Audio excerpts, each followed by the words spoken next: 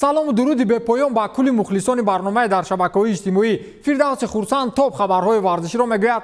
оғоз мекунем.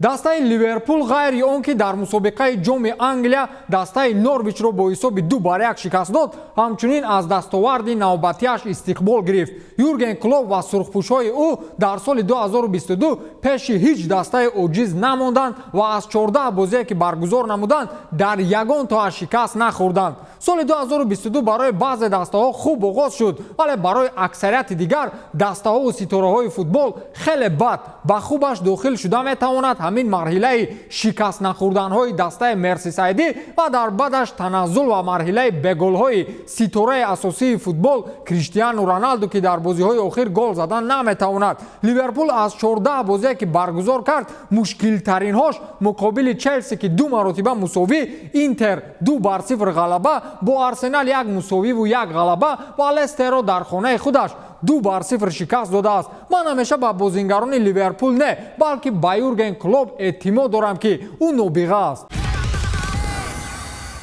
шумо Барселонаи 10-12 сол пешро ёд доред, замоне ки Гвардиола бо Мессиву, Хавиву, Иниеставу ва даҳҳо бозингари дар ҳамин сатҳ ба қавле гурумид мекард. он вақт ин тимро 18 даста унвон дода буданд ва ҳеҷ дастаи рӯ ба рӯи онҳо қудрати шикаст доданашонро надошт. ҳатто Реал ки ягона рақибашон дониста мешуд, бештари вақт шикаст мехӯрд. инро ман не, ҳатто собиқ бозингари Реал Сами Хедира тасдиқ мекунад ва иқрор ҳам мешавад ки муқобили ягона душманашон хеле азоб мекашиданд. ӯ дар ин масъала чунин ибрози андеша намудааст ки ҳатто ман ҳамчун бозингари содиқи Реал иқрор мешавам ки Барселонаи соли 2010 беҳтарин дастае буд ки дар умрам дидам. ман воқеан дар дастаи бузург бозӣ мекардам, вале Барселона он вақт тамоман чизи дигар буд. беҳтарин бозингароне ки ман замони муқобилашон бозӣ кардам, инҳо Хави ва Иниеста буданд. боиси таассуф аст ки онҳо ҷоизаи туби тиллоӣ нагирифтанд. ба ин қатор метавонем Бускетсро ҳам ворис созем.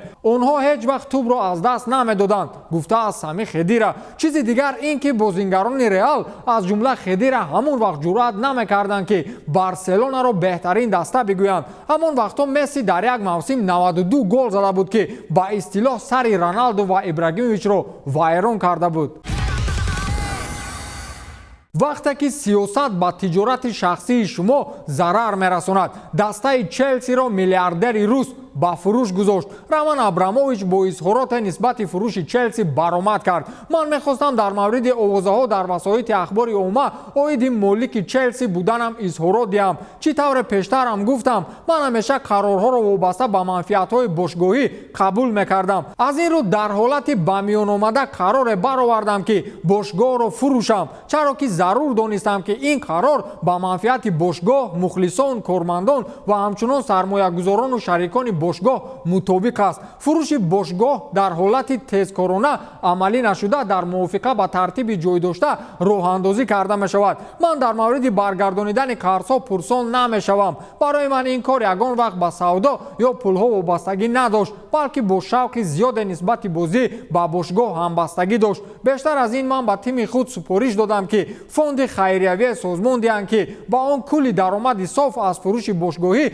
гузаронида шавад. фонд баҳри манфиати кулли ҷабрдидагон дар Украина созмон дода мешавад. ин кор албатта баҳри расонидани кӯмаку воситаҳо дар қаноатмандсозии талаботҳои фаврӣ ва зарурӣ роҳандозӣ шуда, ҳамчунин баҳри дастгирӣ дар корҳои барқарорсозии минбаъдаи ин кишвар амалӣ карда мешавад. илтимос бидонед ки ин қарори ниҳоят мушкил буд ва барои ман ҷудо шудан аз бошгоҳ дар чунин ҳолат ниҳоят дардманд аст. аммо ман воқеан медонам ки ин ба манфиатҳои бошгоҳ мувофиқат мекунад. ман итминон дорам ки ба Стенфорд Бриҷ бори охирон ташриф оварда метавонам то ки шахсан бо кулли мухлисон хайрухуш намоям. будани як қисмати Челси бароям имтиёзи бузурге дар зиндагӣ буд ва ман бо кулли дастовардҳои якҷояамон ифтихор дорам. бошгоҳи футболи Челси ва мухлисони он ҳамавақт дар қалби ман хоҳанд буд, гуфта мешавад дар изҳороти Роман Абрамович. бачаҳо, ҳар касе 4 миллиард фунт стерлинг дорад, марҳамат.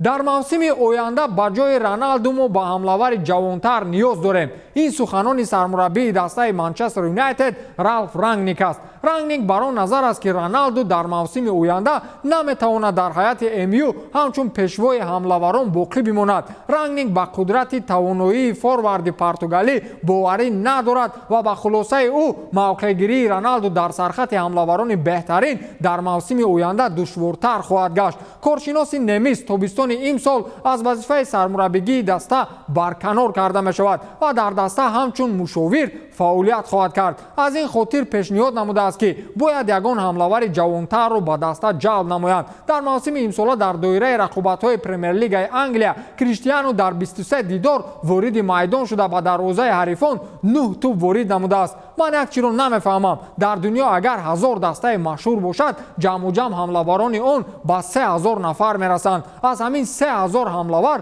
ҳамаашон ҳамеша гол намезананд, лекин касе дар шабакаҳои иҷтимоӣ чизе намегӯяд. вале вақте Роналдо ё Месси гол намезананд, мухлисонатро таҳқир мекунанд.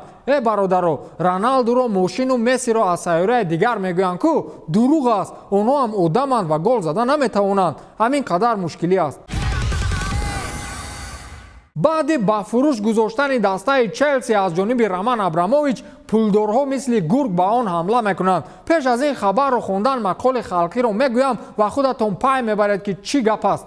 қурбоқаам пой дароз кардааст ки маро нақл кунед. Конор Макгрегор барои харидории дастаи Челси камари ҳиммат бастааст. баъди хабари он ки Челсиро мефурӯшанд, таваҷҷӯҳи собиқ чемпиони UFC дар ду вазн Конор Макгрегор нисбати ин мавзӯъ баландтар шудааст. ӯ дарҳол дар саҳифаи Твиттер миёни ҳаводоронаш суол гузошт ки Челсиро бо нархи $3 миллиард ба фурӯш гузоштаанд. бихарам? суоломез навиштааст Конор Макгрегор. Конор нагуфт ки дар ин маврид бо кадом намояндаи дастаи Челси гуфтушунид мегузаронад, вале навишт ки ман мехоҳам ин имкониятро истифода бубарам. гуфтам ба маврид аст ки Абрамович дар қатори бошгоҳи бузурги лондонӣ ҳамчунин чанде аз моликияти шахсии худро аз қабили манзили истироҳатии $200 миллион ва ба истилоҳ пентхауси $29 миллион нархдоштаро низ ба фурӯш гузоштааст. акнун бармегардем ба мавзӯи Конор Макгрегор. ёдатон ҳаст, ин одам 2 сол пеш Манчестер Юнайтедро ҳам хариданӣ буд, вале вақте ҳисоби бонкии ӯро фош карданд,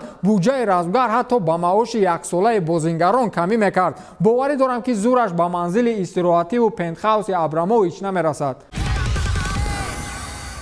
як нафар аз ким кадом як чемпионати барои топ 5 чемпионати Аврупо андак бегона даъвои баробарӣ ба Роналду ва Мессиро дорад. акнун пешгӯӣ кунед ки кадоме аз футболбозон чунин ҷуръатро пайдо кардааст. дақиқан мегӯям ки ин нафар Златан Ибрагимович нест.